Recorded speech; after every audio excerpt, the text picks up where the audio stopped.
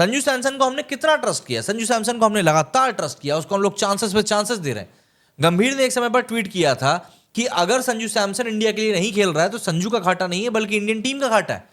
गंभीर ने आते ही संजू सैमसन को थ्रस्ट किया कि नहीं यार, ना जायसवाल है ना गिल है, एक काम कर भाई तू ओपन कर।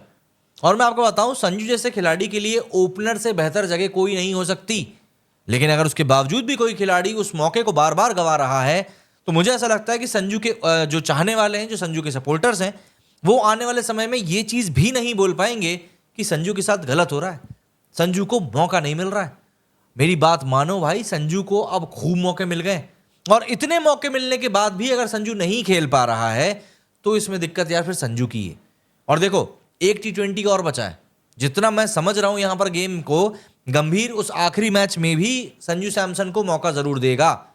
ये पक्का है। और अगर संजू वहां पर भी चूक गया ना, अगर संजू वहां पर भी चूक गया तो आप इस बात को तय करके ले लो कि आने वाले मैचेस में संजू के लिए लिटरली परेशानियां बढ़ने वाली हैं। और इसके लिए कोई और जिम्मेदार नहीं होगा, ना तो बीसीसीआई, ना सिलेक्टर्स, ना कोच, ना कप्तान, कोई नहीं। अगर अब संजू को बाहर किया जाता है तो मुझे ऐसा लगता है कि इस चीज के लिए अब सोलली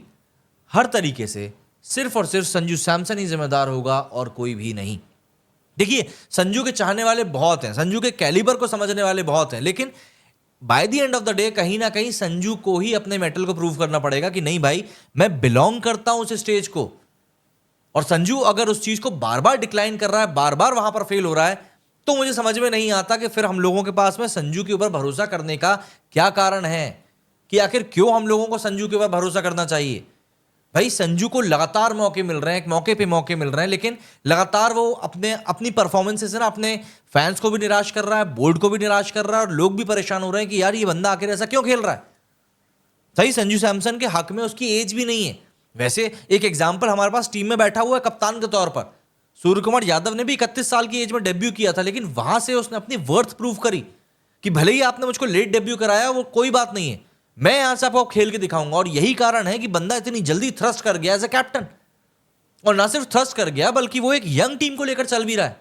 संजू सैमसन के सामने सूर्य कुमार यादव अगर खेल रहा है और रोहित शर्मा को लगातार क्रेडिट दे रहा है कि नहीं यार, रोहित नहीं हमको बनाया, रोहित नहीं हमको बनाया, तो कुछ गलत काम नहीं कर रहा है भाई, वो कुछ गलत काम नहीं कर रहा है, वो सही कर रहा है कि जहां पर क्रेडिट होना चाहिए उस जगह पर वो क्रेडिट दे रहा है। और यकीन मानिए, अगर उसको क्रेडिट देना है तो वो दे रहा है बिल्कुल। लेकिन वही बात आ जाती है कि संजू सैमसन फिर एक बार हम लोगों को सिर्फ और सिर्फ निराश कर रहा है और कुछ भी नहीं। संजू सैमसन के फैंस के लिए मैं जानता हूं कि एक बहुत प्रॉब्लमेटिक सिचुएशन होने वाली है। उनको समझ में नहीं आएगा कि अब वो संजू को क्या बोलकर सपोर्ट करेंगे कि नहीं भाई, संजू के साथ क्या गलत हो रहा है। अब कुछ गलत नहीं हो रहा संजू के साथ, अब जो भी कुछ गलत हो रहा है वो संजू खुद अपने साथ गलत कर रहा है। और मुझे ऐसा लगता है कि संजू के ऊपर बात करना अब हम लोगों को यहीं पर खत्म कर देना चाहिए कि यार बस, अब इस पॉइंट के बाद में संजू के बारे में बात करना गलत होगा। एक T20 मैच और बचा है और जहां तक मैं समझता हूं संजू को अभी वो मौका और मिलेगा, एक मौका और मिलेगा, लेकिन कहीं ना कहीं संजू अब अपनी वर्थ को ना कहीं खो रहा है। और मुझे लगता है कि संजू से अब आगे बढ़ने का टाइम आ गया। और वैसे भी अगर इस पॉइंट पर हम देखें कि संजू के सामने अगर जायसवाल और गिल वापस आते हैं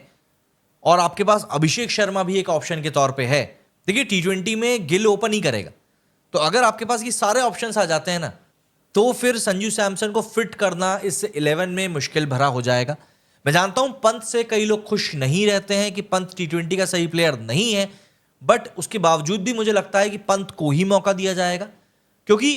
पंत एक ऐसा खिलाड़ी है जो कि सबसे ज्यादा अनप्रिडिक्टेबल है। वो नहीं चलता है, लेकिन उसके चलने की जो गारंटी रहती है वो आपको मैच जिताने की गारंटी देती है। अपॉन दैट वो एक बेहतरीन विकेट कीपर है, उसकी टैक्टिक्स काफी ज्यादा शानदार है, और टीम को जिस तरीके से वो कंट्रीब्यूट करता है वो काफी ज्यादा मायनों में अहम माना जाता है। तो बैटिंग अगर उसकी नहीं चलेगी लॉन्ग टाइम में, तो ऑब्वियस ही बात है इंडिया के पास में आज की तारीख में इतने ऑप्शंस मौजूद हैं